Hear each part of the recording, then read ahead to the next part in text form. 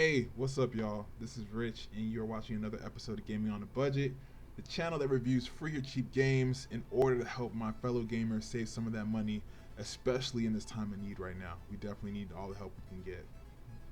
So today I'll be reviewing this game called Dauntless. I found this game while browsing in the Microsoft store, particularly the free section, the only section that I ever browse when looking for games. And it came up as one of the most recommended, and it had decent reviews. Just downloaded that shit and prayed for the best. So let's just jump into the introductory facts for the game. So as far as the genre, it's a co-op action RPG. The developers are Phoenix Labs. This is actually their first release. It released back in 2019. The engine to make the game was the Unreal Engine 4, published by Epic Games. Yeah, the same people that are responsible for Fortnite, so pretty interesting already, right?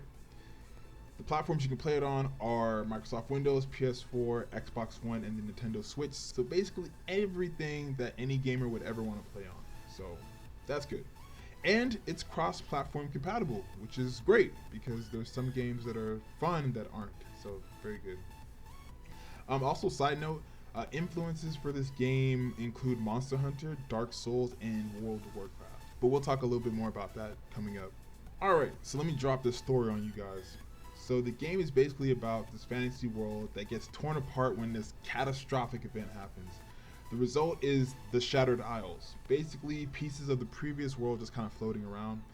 This event releases monsters called Behemoths with special abilities. In the game, there's an energy source called, I want to say it's called Aether or Ether. But yeah, anyway, and that's basically what's keeping the Isles floating. But it also powers the Behemoths. These Behemoths terrorize the survivors of the world, and the only thing to stop them are a group of people called Slayers that basically fight the monsters. So when I first saw the trailer of the game, I was like, damn, that looks a whole lot like Fortnite, which makes sense because the game is from Epic, the people that are responsible for Fortnite. So if you saw my previous video on Cuisine Royale, I have some kind of beef with Fortnite. Not really, I just didn't like the game and building was annoying as shit. So yeah, not really a beef. So initially when I saw this game, I was like, oh man, it's gonna be just like Fortnite, isn't it? But after watching the trailer, I was like, oh, this is actually different. Okay, cool. And I was curious about it, so I said, all right, let's try this out. So let's talk about the gameplay. So starting out, the game is very different from Fortnite. Instead of being in a battle royale, Dauntless is a role-playing action game where the objective is to kill monsters as opposed to other players. Also, there's no building, which is f***ing fantastic because I hated that shit. So the game starts out with you creating your character, typical stuff, choosing your gender, skin color, hairstyle, so on and so forth. Just a heads up, in any game that lets me create my character, I'm creating dudes that look just like me. If you're wondering, like, why are all of his dudes black with dreads? It's because I'm black with dreads. So yeah, just thought I'd put that out there. After you create your character, you're transported to Ramsgate. Ramsgate's the main settlement in the game and the central hub for all the activities in the game. So like, the place where you'll find all your quests from NPCs and of course slaying the Behemoths.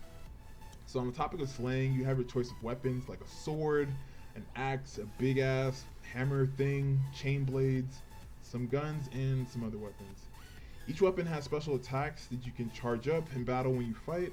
When you're fighting the Behemoths, you can choose to go solo or in a group of 2 to 4 players. You basically get on your ship, which is, similar to Fortnite, the party bus or whatever they call it, whatever that thing is called. You get on your ship and then you basically visit one of the Shattered Isles and you search the isle until you find the monster.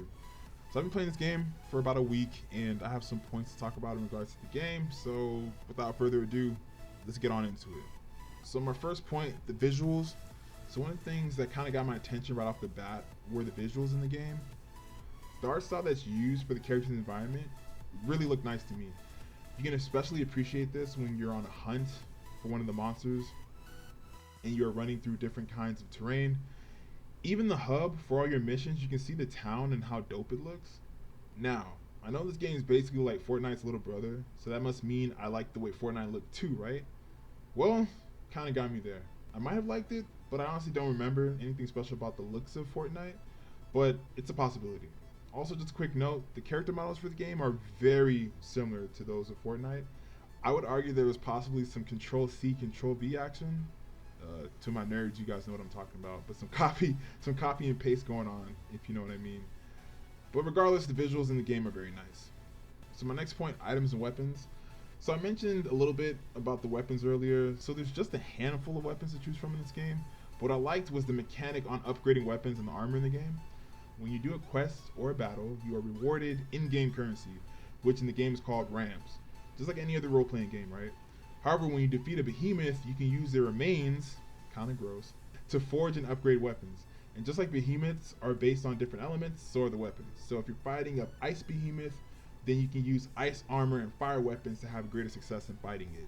I like this aspect a lot. Kind of reminds me of Pokemon, like, you know, using Blastoise against a Charizard. I don't know, it was cool. You can also craft items like health potions and bombs, which are useful. You're free to change your weapon to anything you want, anytime, except while in battle, which is very convenient, being able to change your weapon pretty much whenever you want. And, you know, it allows for not being bored of a certain weapon or, you know, just being stuck with something. So I like that about the game. So the next point is fighting style. So another thing I noticed right off the rip was the combat style in the game, which you're introduced to in the training. I was accustomed to like one button to slash an enemy, you know, not much variety on the attacks. But I was pleasantly surprised to see that the fighting was a few notches above this. You can do several combos and the fighting changes based on the weapon, which is expected, but appreciated, you know? Like I mentioned, there's a special attack you can do with each weapon after stringing some combinations together. The sequences for the combinations are pretty fluid, and that's great aesthetically for the game. Someone who's very into visuals like myself can appreciate, you know, the fluidness of the fighting, and it's not like choppy or anything, so that's cool. So moving on to the highlights. So I have to say, one thing that I really enjoyed about this game was fighting the behemoths. The idea of crafting weapons and armor to fight the big monster, it's not a new idea by any means, but it's done in a refreshing manner in this game. Also, I have not had the chance to play Monster Hunter or Dark Souls, which are games that Dauntless is influenced by, so I'm just kind of new to this anyway.